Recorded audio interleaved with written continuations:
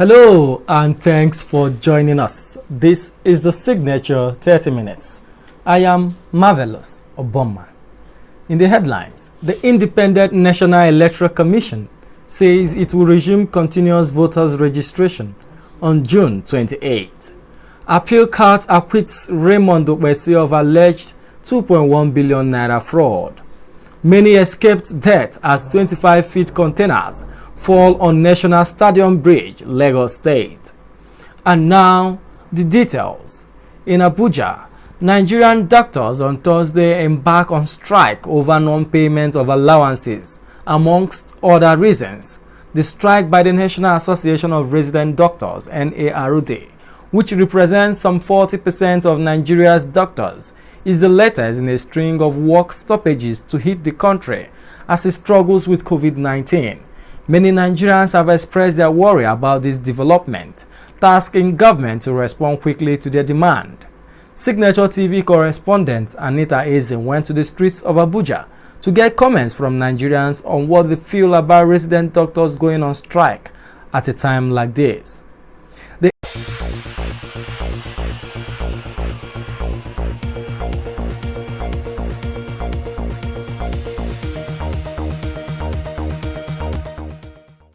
The health sector is a very, very crucial area to look into as far as this country is concerned, because the situation of the country alone has caused a lot of health damages to citizens of the country.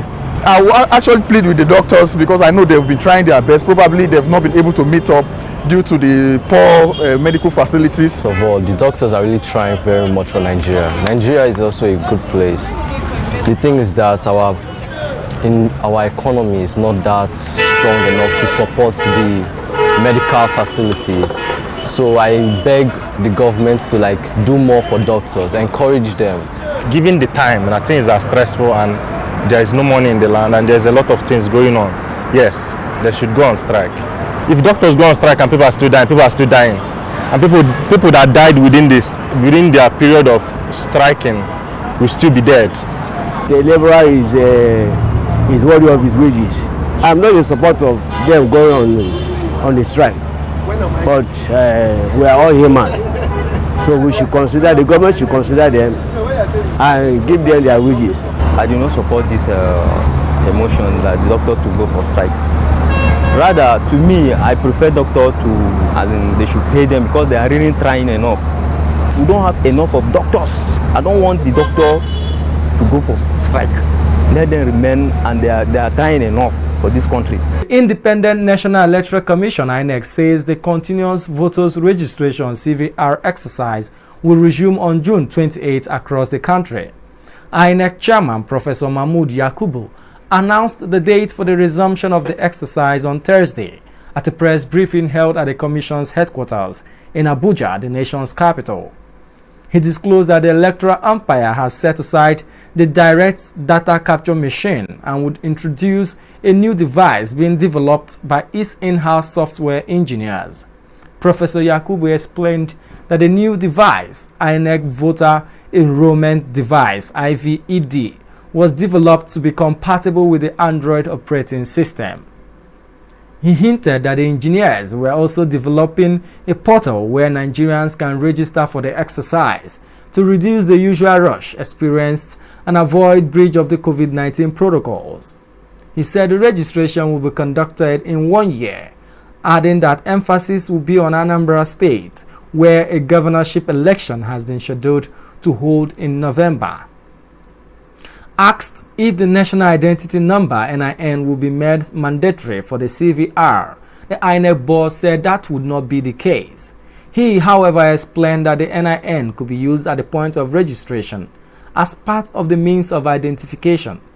Professor Yakubu noted that those qualified for the CVR exercise were Nigerians above 18 years who have never been registered to vote.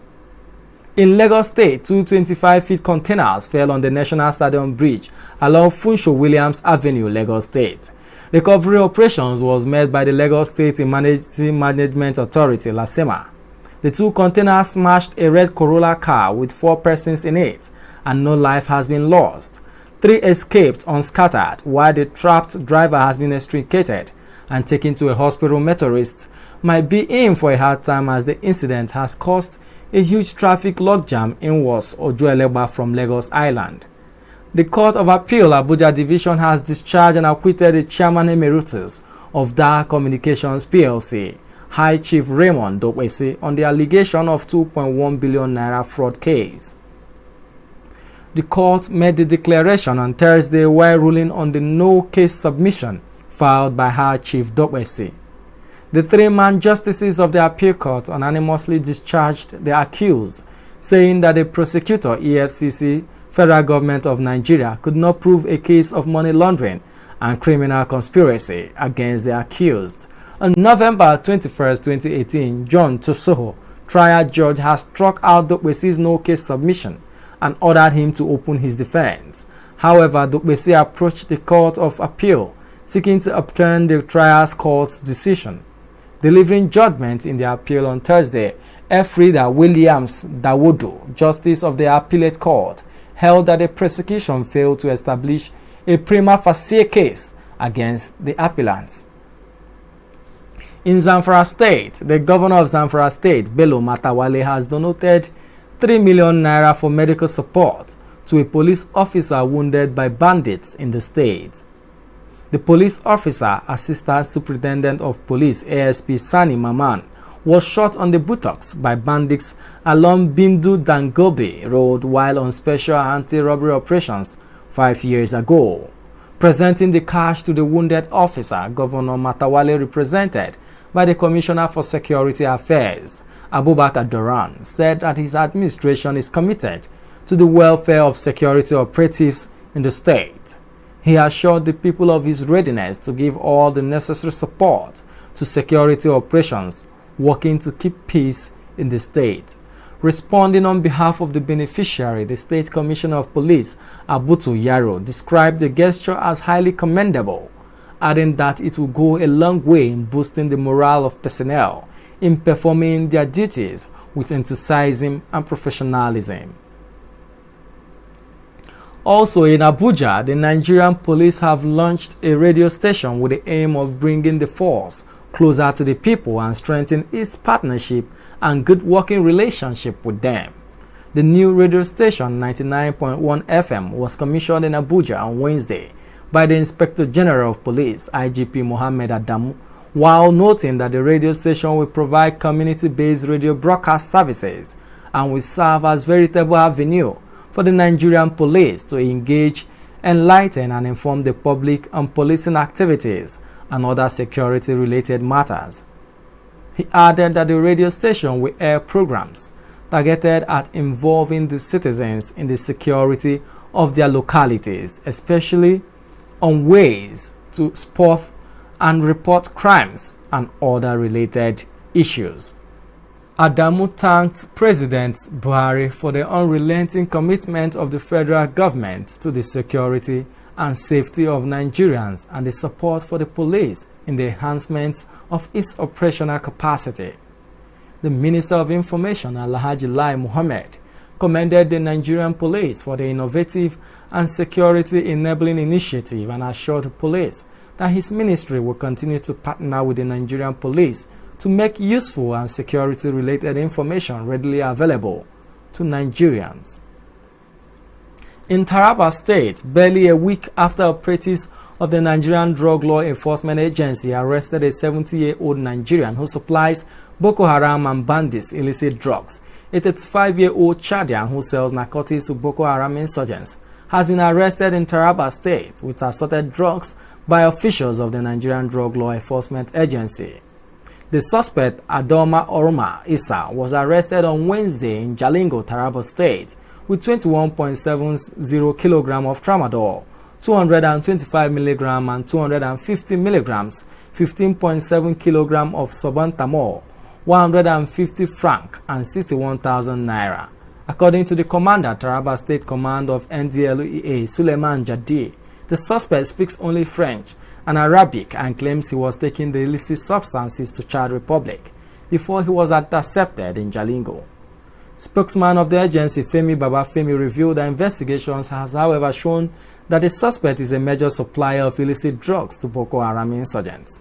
The statement added that at the point of interdiction, the drugs which he brought from Onitsha in Anambra State were concealed inside new ladies' handbags and shoes.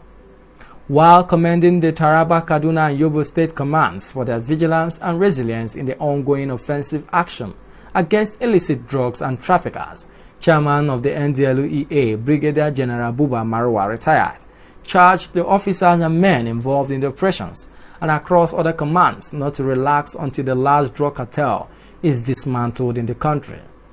In Enugu State, the Enugu State government says it has carried out 1,355 veritable projects in various primary and secondary schools across 17 local government areas of the state under the State Universal Basic Education Board and Post-Primary Schools Management Board, PPSMB.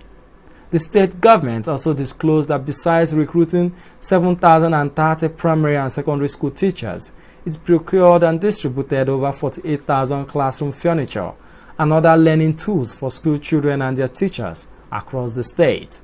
The Ugwanya administration revealed that it supplied and installed computers to 490 primary and secondary schools, science equipment to 151 secondary schools, and constructed and renovated classroom blocks, offices, and hostels, among other things, under Post-Primary Schools Management Board.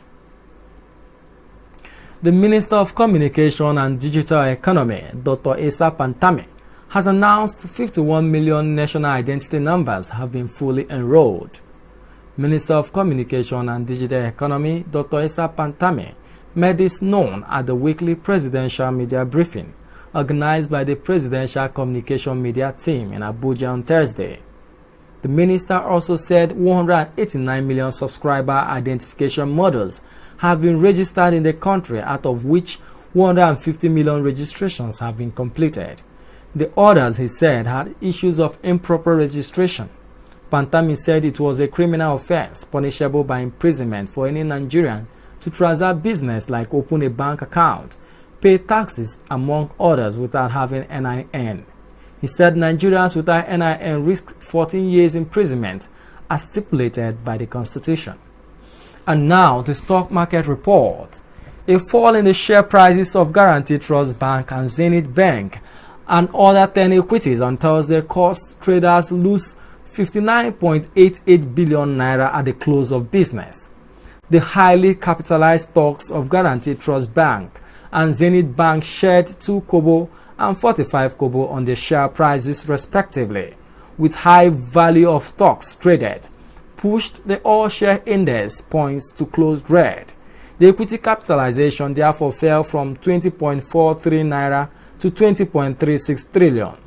The volume also closed red, falling from 347.17 million shares traded on Wednesday to 239.4 million on Thursday. The value similarly fell to 2.3 billion from 2.8 billion. The market sentiment measured by breadth, however, was positive as 26 gainers were recorded against 12 losers. On the activity chart, USC Nigeria traded the highest volume of shares with over 37.37 million shares, valued at 370 million recorded. On the sectorial front, Guinness dominated the consumer goods sector, trading over 5.39 million shares valued at 191.7 million naira in a 212 deals. Julius Berger and Guaranty Trust Bank led the construction sector and financial sectors respectively. Among the 26 gainers, USC Nigeria was on top with Royal Exchange PLC, Japol Gold, Kutix and Link Assurance PLC following on the other hand. Among FTN Cocoa Processing PLC topped the losers chart. Among NEM, Regency Alliance Insurance PLC, Unity Bank and Livestock Fields that were listed. Now moving over to sports. In line with the health protocols for the National Sports Festival, Imo State athletes preparing for the games have been vaccinated. Imo State Commissioner of Sports Daniel Ogo, who led the Dependent commended the cooperation of the athletes and urged them to remain good ambassadors of the state at the competition in Benin City, Edo State. He promised the athletes that there would be reward for outstanding performances and medal winners. Meanwhile, the Presidential Task Force on COVID-19 has given a formal approval for the staging of the Edo 2020 National Sports Festival after the whole state met all the stipulated health protocol. The PTF also commended the Ministry of Youth and Sports Development for taking the bold and difficult but necessary step of postponing the festival severally due to the pandemic. Elsewhere, Chairman of Local Organizing Committee of the Sports Festival and Deputy Governor of Edo State, Philip Shuaibu, has warned participating athletes against the use of performance-enhancing drugs. Shuaibu said anti-doping mechanisms have been put in place to expose drug cheats. Before we end the news, a recap of our major stories. The Independent National Electoral Commission announced it will resume continuous voters registration on June 28. Appeal Court acquits Raymond Dokpesi of alleged 2.1 billion naira fraud. Many escaped death as 25-feet containers fall on National Stadium Bridge, Lagos State. Please do well to stay safe, maintain physical and social distance, and wear your nose mask while going about your daily activities. And that's the signature 30 minutes. On behalf of my producer Nasiru Usman, I am Marvelous Obomano. Thanks for watching.